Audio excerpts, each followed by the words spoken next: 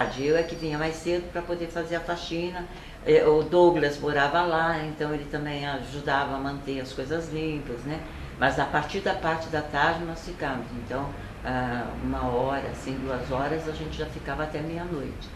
E aí eu pegava, e era muito interessante, eu pegava um ônibus, né? Ali na Praça Patriarca.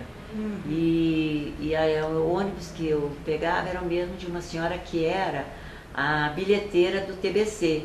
Então, era muito interessante porque ela sempre me via e a gente ficamos amigas, ela começou a bater papo comigo e falar do TBC para mim, contar a história do TBC, falar o que estava acontecendo. Então, mesmo depois da meia-noite, quando eu pegava, eu ainda falava de teatro.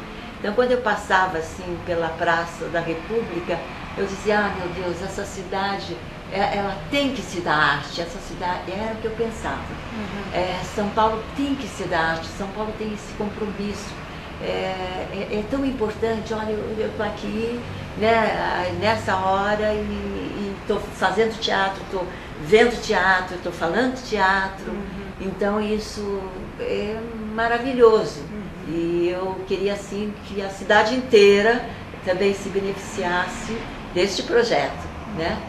E aí foi muito importante, eu fiz diversas peças, mas sempre o carro-chefe que era o Deus e o Diabo na Terra do Sol. Essa era a que tinha maior vigência e tinha outras que vocês ensaiavam junto com essa? Exatamente. Então, algumas peças eu participava, outras não. Aí que eu integrei o elenco do César Vieira, com uma peça que ele falava muito politizada, Alguém Late Lá Fora.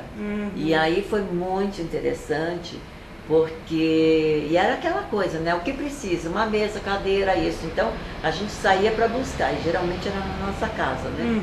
E como eu fiz o Dorico Bem Amado, eles não tinham lugar para deixar o cenário, essas coisas. E eu falei, não, mas a minha casa pode. E levava. Então eu levei um caixão, né, do Dorico, levei para casa. E foi muito interessante, porque quando eu estou chegando, a gente veio pela rua, assim, trazendo o caixão da Água Branca até a próxima ali, a Rua Tupi. E todo mundo assim parado. Meu pai estava na esquina conversando com os amigos, então, de costa, né, ele não viu. E aí os amigos perguntaram, morreu alguém na sua família? Ele disse, não, tá tudo bem, tá tudo bem.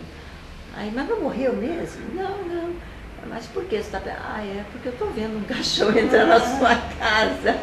Meu pai saiu correndo. Bom, aquele caixão ficou ali como uma tortura, porque meu pai morria de medo. E esse caixão ficou. Aí quando eu fui fazer a peça do César, Alguém Late Lá Fora, eu falei, né?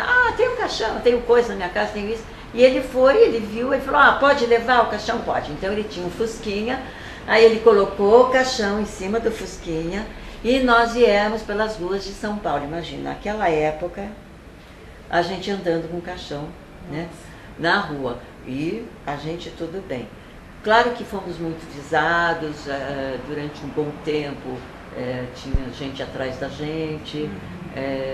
Depois eu vim confirmar essa história, realmente tinha pessoas que nos seguiam, e onde a gente estava tinha a mesma pessoa, e eu fiquei assim, nossa, bom, depois eu falei, bom, o que vai fazer? Então, né, a gente era bastante visado pela situação política, né, e que eles sabiam, obviamente, que nós desenvolvíamos.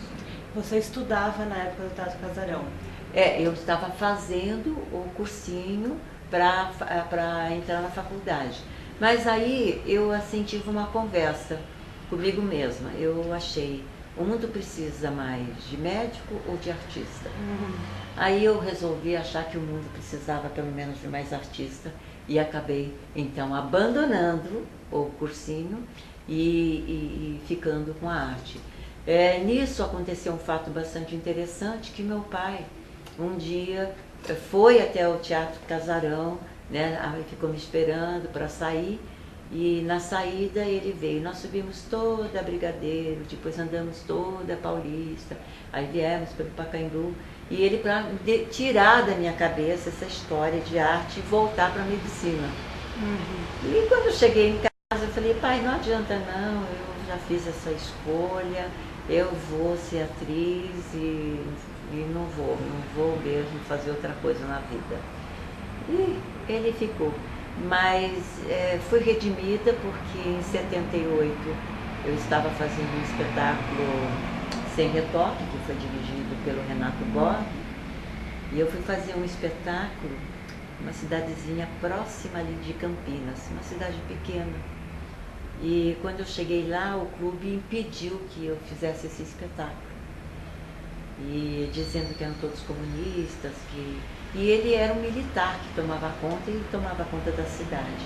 E eu, sem saber mais nada, eu fui para a praça, comecei a xingar o homem, comecei a falar que ele era mineiro, que ele era ditador, que ele não deixava o povo fazer nada, que a arte estava acima de tudo. Ele fez um discurso breve e a cidade, as pessoas começaram a chegar, entendeu? Falava, é isso mesmo, principalmente os jovens, é isso mesmo, a gente não pode ter baile, a gente não pode fazer isso, a gente não pode fazer aquilo. E quanto mais eles falavam, mais eu ficava também gritando na praça pro que estava lá gerenciando o clube, que era o que controlava a cidade. Aí nisso chegou até o padre. Um padre disse, olha, nós vamos fazer o espetáculo na igreja. Aí eu dizia para o padre, mas padre, é que tem problema, né? A peça fala de dois artistas jovens que não sei o que, o relacionamento deles, não sei o que, né? Vai ter, eu fico nua, né? Não tem problema, não tem problema. O que nós temos é que dizer para essa ditadura, e o padre também, que nós temos que fazer teatro, que a cidade tem que receber teatro. Então achei muito interessante, né? Então sempre cada coisa juntava com a época política, com a forma da gente se colocar, né? E de dizer que a arte prevalece acima de tudo. E diversos foram, o Corinthians, meu amor, eu fiz a Elisa, e aí veio o Caetano Matanó, que estava como candidato à presidência do Corinthians, aí ele veio lá, entrevistou, fez campanha, ajudou também, aí foi um auê, entendeu, muito grande, porque dizia que a gente era um bando de artistas, que ele estava dando apoio, enfim, essas coisas assim que às vezes mal compreendido. Mas foi muito interessante a gente ter feito esses espetáculos com o César Vieira. E outra coisa muito interessante, nós recebemos a visita da Dadá, do Deus o Diabo na Terra do Sol, né? Ela foi lá assistir o espetáculo, ficou muito emocionada, gostou muito. E foi assim, era tudo uma experiência política, artística e pessoal. E isso ajuda e ajudou, sabe, a sobreviver um período difícil da nossa época, né? Mas que determinou que nós seguíssemos em frente com o ideal. Isso que eu acho que foi o mais importante. E lamento que não se tenha muita coisa contando a história do Teatro Casarão, mas como importante como um celeiro de arte, onde se construía realmente um espetáculos que foram de grande importância. E nós não éramos remunerados, claro, né? Mas o que nós recebíamos era para manter realmente a estrutura, então o pagamento, água, luz, telefone, então e as viagens. Então nós fazíamos muitas viagens, éramos muito convidados a apresentar o espetáculo. Nós fazíamos onde dava, nós íamos. Viemos aqui para a Praça da República, porque antigamente aos domingos era praticamente só marginal que aparecia na praça. E nós começamos a fazer espetáculo. E foi muito interessante porque um dia abaixou a polícia e dando cacetada em todo mundo, entendeu? Dizia que artista e bandido era tudo igual e sobrou cacetada. Mas esse movimento aí juntou também o pessoal da pintura. E então Wesley do que me lembro, ele também fazia parte. Então a gente juntou muitos artistas, artistas não só de artes cênicas, mais de artes audiovisuais e de também da pintura, né? Então, artistas plásticos. E aí começou esse movimento de ocupação na Praça da República. Isso me parece que em 68. E aí foi muito interessante porque começou a juntar e a gente assim tinha muita gente que a gente acabava conhecendo.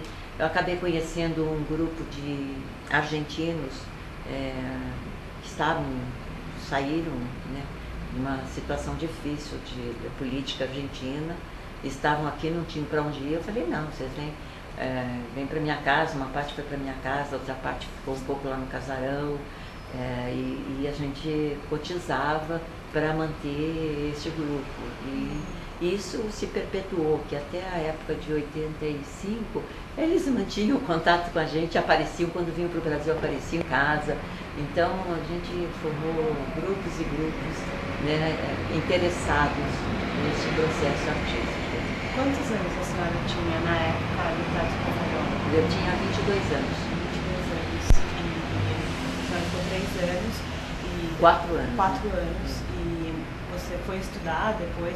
Aí eu fiz tudo ao contrário, né? Eu comecei no teatro amador, depois o teatro experimental, depois o teatro profissional, que para mim foi uma escola com a Cleide Adams. Eu fiquei 3 anos na companhia da Cleide, também fazendo tudo.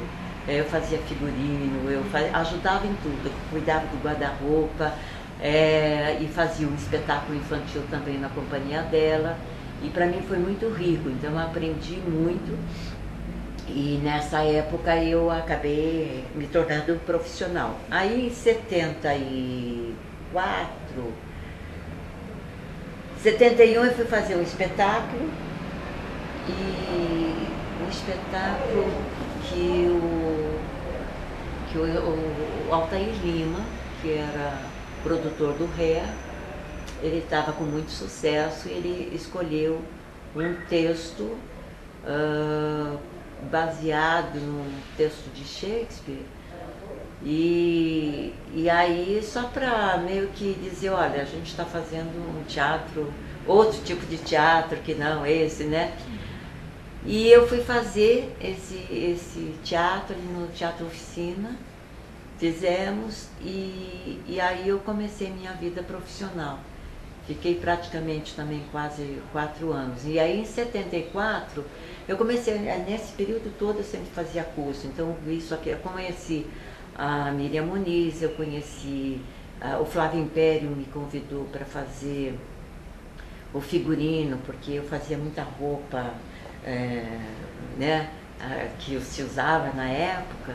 Então eu comecei a fazer, o Flávio viu as roupas que eu fazia, que o pessoal acabava comprando, que era onde eu ganhava dinheiro, e aí me convidou para fazer o figurino do Labirinto, o espetáculo do Valmor Chagra ali no Teatro Cacilda Becker.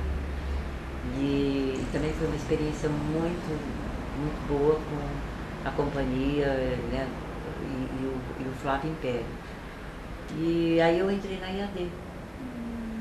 Aí eu achei que eu já tinha a prática, eu queria até a parte, vamos dizer, do conhecimento e teórico. E aí eu fiz um espetáculo, eu fiz da Rosa Tatuada, era a costureira, né, a Rosa, e fiz então um monólogo. Aí no último momento o pessoal disse, não, mas aqui a banca não gosta de monólogo. Aí eu peguei o pessoal da comunicações para estar me ajudando, e aí eles entraram em cena também, e fizemos um trecho da Rosa Tatuada. E eu gostei muito, foi muito legal. Aí a Miriam Muniz estava abrindo a escola dela, Macunaíma. Aí eu então também comecei a participar da escola Macunaíma. E aí o Roberto Freire, o Silvio Zilber, a Miriam Muniz, e foi um grande aprendizado, e era bem próximo do que era o Casarão. Então, do mesmo jeito, onde a gente fazia tudo, e à noite a gente fazia aula, curso, e depois preparava as coisas para o final de semana a gente apresentar. Como que eram esses cursos e os ensaios depois? Esses cursos, vocês programavam entre vocês? Exatamente, nós programávamos os cursos, então nós participávamos. Era um curso que pagávamos os professores, então a gente pagava, né, para poder eles fazerem, ministrarem as aulas. E depois nós nos cotizávamos para poder estar fazendo o espetáculo, escolhíamos então um texto e para poder fazer o espetáculo, tanto no casarão quanto na escola Macunaíma com a Miriam. E aí um dia eu estava coincidentemente lavando o banheiro da escola Macunaíma e a Miriam me grita: "Ei, o que você está fazendo?" Eu falei: "Estou lavando o banheiro." Ela disse: "Não, criatura, estou perguntando artisticamente." Eu falei: "Mas você perguntou para a faxineira." Você tem que esperar a noite, que é atriz, né?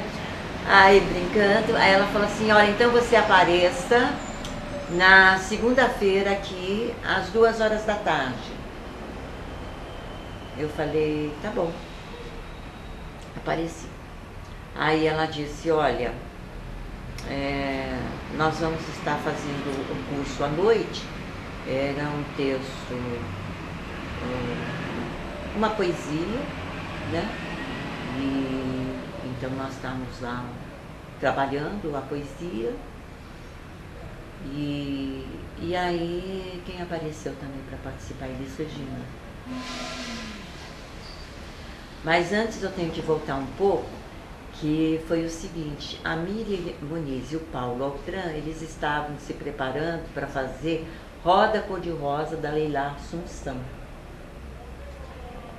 E aí a Miriam falou: "Ah, não, a Lígia vai fazer." Imagina então, quando eu fui à casa da Miriam Muniz, com Paulo Altran e ela, eu fui fazer a primeira leitura. Diante de 2 monstros, você não abre a boca.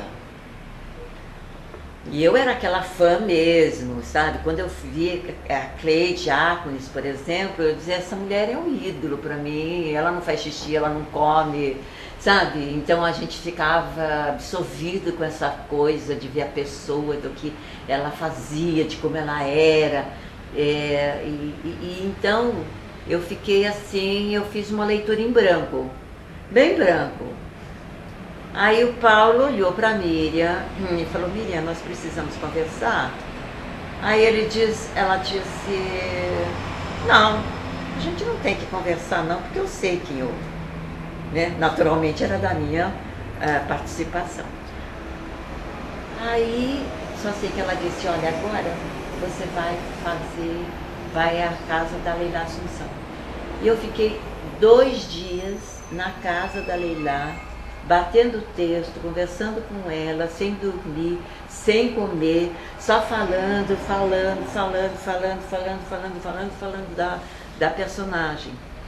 E porque sempre às segundas-feiras a Miriam fazia leitura dramatizada. E aí ia ser uma segunda-feira a leitura do Roda Cor-de-Rosa. E então estava assim de gente. Regina Duarte lá era, né, estava bombando naquela época, que todo mundo vinha ter aula com a Miriam. Todos os grandes artistas de televisão vinham, todo mundo. Então a plateia estava repleta da fina flor, né, do teatro brasileiro e da televisão e cinema brasileiro. Bom, e eu fiquei assim, como sempre, numa salinha ali no escritório da Miriam, batendo texto, né? Aí o Silvio disse assim: "Você já foi ao banheiro? Porque lá depois não vai dar para ir." Eu falei: "Eu vou." Bom, aí eu fui, voltei, vamos, que já está começando. Aí todo mundo sentado, a gente passou, então sentou a Miriam Muniz, o Paulo Altran e eu aqui. E eu com o meu texto aqui assim, né? Só olhando eles a fazer a leitura. Aí quando mais ou menos chegou próximo da entrada da minha personagem, né? Então eu comecei assim, sem chamar muita atenção, abri meu texto e tal. E eu abro meu texto, e eu fecho meu texto, e eu viro meu texto. Cadê as minhas páginas? Não estavam as minhas páginas.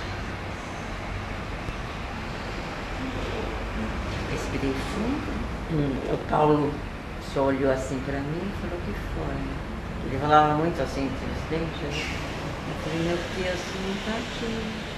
Então tudo bem, se lê comigo. Eu falei: tá bom. Aí, quando chegou, ele virou assim o texto e eu lá, com aquela coisa inflamada, aí foi tudo que eu tinha para dar, porque a gente era assim, não tinha controle emocional, a gente era muito da vida, de viver, né, muita coisa para fora, assim, muita coisa. E eu fui num crescente, e a Miriam só assim, com o olhinho pro Paulatã, entendeu? E ele, aí no final terminou, todo mundo gostou, e ele beijou minha mão. Eu fiquei, meu Deus do céu, ganhei a minha vida ali, né? Ele disse: muito bem, você reagiu bem, você fez muito bem. Mas só que foi tanto que aí perceberam que o final da peça era da jovem amante. Aí a Miriam: tem que mudar. Aí a Leila: eu não mudo o texto. E aí eles não fizeram. E aí a Miriam ficou com essa dívida, vamos dizer, de me colocar num outro espetáculo. Aí que a Inês Regina foi até a Escola Macunaíma para ter aulas com a Miriam. Ela vinha de um disco muito vendido, muito bem, né? Mas sem nenhum público. Muito bom de crítica, mas sem público. E aí foi tentar trazer de novo uma nova vida, né, artística. Ela acompanhava os nossos ensaios, as coisas todas, e até que se começou a preparar o Falso Brilhante. Aí então entrou o César Camargo, o Naum, aí toda a banda, né, do César. Foi um trabalho de equipe, muito com a própria Elis, e foi muito interessante. Também foi o mesmo processo de criação, todo mundo dava palpite, todo mundo fazia, todo mundo dizia isso, né? Então levamos 2 meses para montar esse espetáculo. E quando chegou, então, aí a gravadora tinha urgência para o espetáculo estrear, porque a gravadora queria soltar o mais rápido possível o próximo LP. E então, desta forma, eles começaram a entender que o primeiro ato só que estava montado como uma história cênica, né? E aí o segundo ato acabou então acontecendo só como se fosse um simples show, né? Teve algumas dificuldades, mas foram superadas. Mas o Teatro Casarão serviu, foi uma grande oportunidade de vida para mim, vida pessoal e vida profissional. Então é um compromisso que a gente tem político, né, de fazer arte, de viver a arte, de sentir a arte e a responsabilidade com o público, e que a gente não pode perder nunca. Então essa grande experiência, eu sei que a maioria das pessoas, elas não tem muita oportunidade. E mesmo quando eu estava fazendo o Falso Brilhante, então com o grupo, que eu não abandonei o grupo do Macunaíma, e muito menos também o do Casarão, que também voltava para fazer esse espetáculo, eu comecei a pensar: nossa, mas o teatro só está voltado para o grande teatro, né? E com poucas oportunidades para os jovens e coisa e tal. Então, eu, Neri Gomide e o Riad Guirar, nós criamos o Movimento Zero Hora, que começou o quê? Dar oportunidade para autores jovens ou não, né? Atores, diretores, e nós fizemos contatos com vários teatros para que eles deixassem a gente usar o Teatro Meia-Noite, e onde pudéssemos estar mostrando, né, as peças. Nós conseguimos reunir mais de 500 pessoas. Sábado do Magaldi, que era o secretário de Cultura, deu verba para que pudéssemos estar apresentando, né? E nós formamos então diversos grupos cooperados. A cooperativa nasceu daí. Aí nós conseguimos, vamos dizer, produzir mais o segundo. Chegamos a levar para o Rio de Janeiro. Eu fui lá, fiz todo com o Ministério, a Funarte que era, né? Na época, e para que a gente pudesse estar levando os espetáculos para o Rio de Janeiro, lançamos também essa ideia lá. E, enfim, conseguimos mexer bastante com o meio, né? E eu só tenho boas recordações. Então a luta da gente é a mesma, sempre. Como que era a temática das peças? Quem escolhia preponderantemente? Geralmente era assim, se chegava, como tinha um pessoal bastante qualificado, se escolhia assim para o período. Qual é o autor que melhor vai dizer com essa situação do momento? Então se buscava dessa forma. Vocês não criavam textos coletivos? Não. E as funções eram bem determinadas? Tinha um diretor? Tinha um diretor, mas a gente fazia tudo também, entendeu? Contra-regragem, era tudo. Aí essa parte era feita dessa forma, todo mundo, era coletivo. E os ensaios quem conduzia era o diretor? Era o diretor também. Ele propunha jogos ou... Sim. Muitos jogos e a participação e a presença de convidados para interagir, para dizer como é que o espetáculo estava, entendeu? Então esse processo também foi legal, porque na própria a Miriam Muniz também conduzia dessa forma, sempre ouvindo, né, as pessoas para poder estar realizando alguma coisa que valesse a pena, né? Quanto tempo mais ou menos levava para estar um espetáculo pronto, assim, os ensaios? Uma média de 3 a 4 meses, né? Ensaiando todos os dias? Não todos os dias, mas eu ficava porque segunda-feira a gente tinha os compromissos de cursos na parte da tarde, então eu tinha que ficar. E preparava, às vezes, os ensaios, né? Para se ter, mas geralmente, às vezes as pessoas trabalhavam fora também, então não tinha muito tempo. Mas sexta, sábado e domingo eram as apresentações.